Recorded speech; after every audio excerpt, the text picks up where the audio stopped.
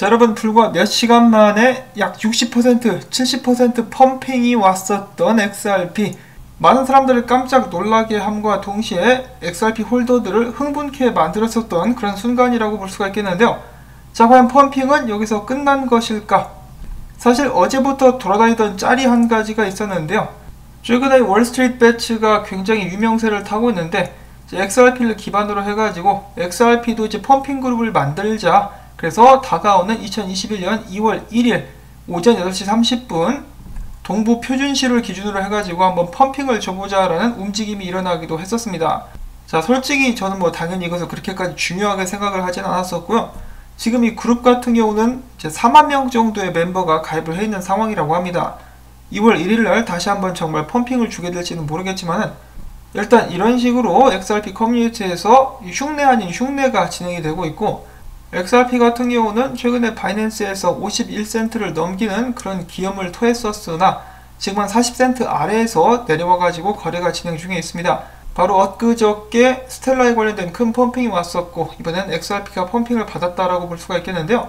이 가격이 많이 떨어졌을 때 밑에서 주우셨던 분들께서는 큰 수익을 내시면서 XRP를 또 단타로서 팔 수 있었던 그런 기회가 아니었나 싶습니다. 자, 그 다음에 XRP 사토시 차트 같은 경우도 쭉 내려오고 있었던 이 하락 추세를 뚫고 지지 테스트 후 크게 상승한 모습을 보여주고 있는데요. 제가 어제 XRP가 마취총 맞은 것처럼 그냥 기절하더라, 아무런 힘도 쓰지 못하고 상승했다가 뚝 떨어졌더라 라고 말씀드렸었는데, 오늘은 그래도 약간 힘을 내주고 있는 모습이 보여지고 있습니다. 자, 근데 문제는 앞으로 어떻게 될 것인가겠죠.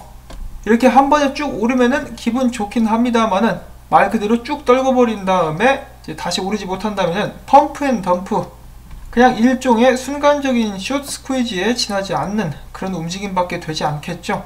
지금부터 이제 자세를 잡고 쭉 올라갈 수 있어야만 오늘 상승이 의미가 있을 것이지, 그렇지 않다라면은 추가적인 코인 이미지 하락과 함께 더욱더 많은 신뢰를 잃어버리게 되지 않을까라는 그런 우려도 약간 듭니다.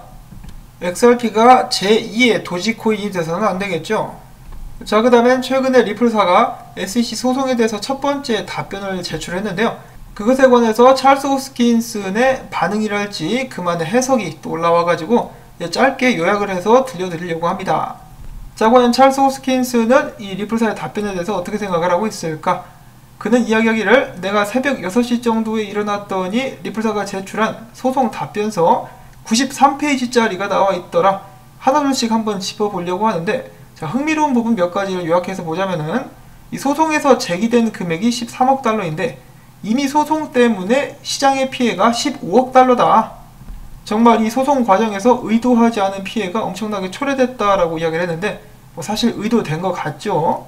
자, 그 다음에 찰스가 이어서 이야기하기를, XRP 레저는 거의 10년 동안 운영이 되어 왔었고 수십억 달러의 거래가 진행이 되어 왔는데, 정말 그럴 것 같진 않지만은 만약에 이번 소송 때문에 리플사가 완전히 사라지게 된다, 그래도 XRP 홀더들은 전 세계에 있기 때문에 XRP 레저는 계속해서 운영될 수 있을 것이다. 이런 부분들은 리플사가 잘 짚은 것 같긴 한데, 자, 리플사가 XRP를 투자 목적으로 판매하지 않았지만은 13억 달러의 XRP 판매가 리플사의 성장에 이제 기여되는 것은 사실이다. 그리고 이더리움이랑 계속 비교를 하는데, 이더리움 같은 경우 물량을 관리하는 재단이나 이더리움 기반의 덱들 중 한쪽으로 무게가 치우쳐지지 않았으며, 이더리움은 3000개 이상의 각기 다른 구성원들이 이더리움의 각기 다른 가치를 개발하기 위해서 노력하며, 이더리움은 생태계가 탈중앙화가 되어 있는데, 리플사는 이더리움과 완전히 같은 상황은 아니다. XRP 생태계의 많은 부분들은 리플사에 크게 의존하고 있다.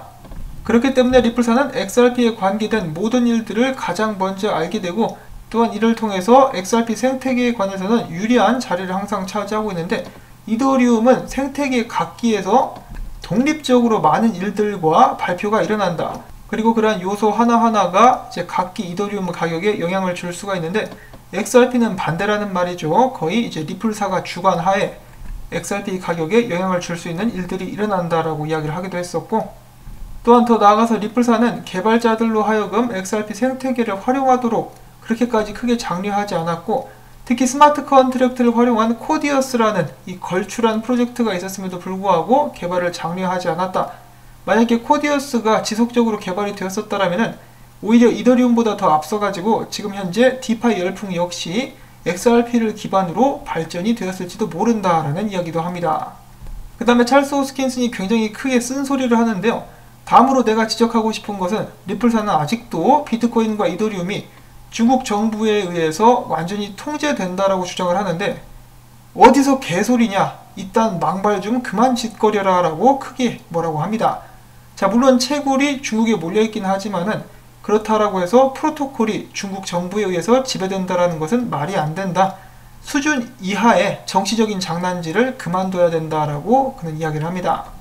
자, 그렇지만 리플사가 잘 지적한 것은 SEC는 리플사와 2년 반 동안 회의를 가져왔었고 리플사가 XRP를 팔아서 회사 운영에 활용한다는 것을 이미 알고 있었으나 리플사를 멈추지 않았고 지금까지 가만 놔뒀다가 이제 와서 태클을 거는 이유는 무엇인가?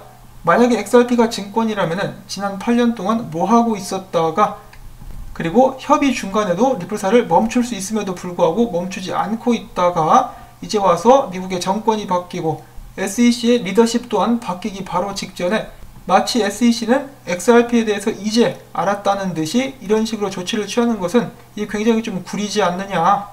SEC가 빵형과 크리스 랄슨의 XRP 판매 행위를 달갑지 않게 생각하는 것 같은데 내가 봤을 때는 이런 모든 소송이라든지 조치는 SEC가 아니라 CFTC가 단속을 해야 되지 않나 라는 생각이 든다.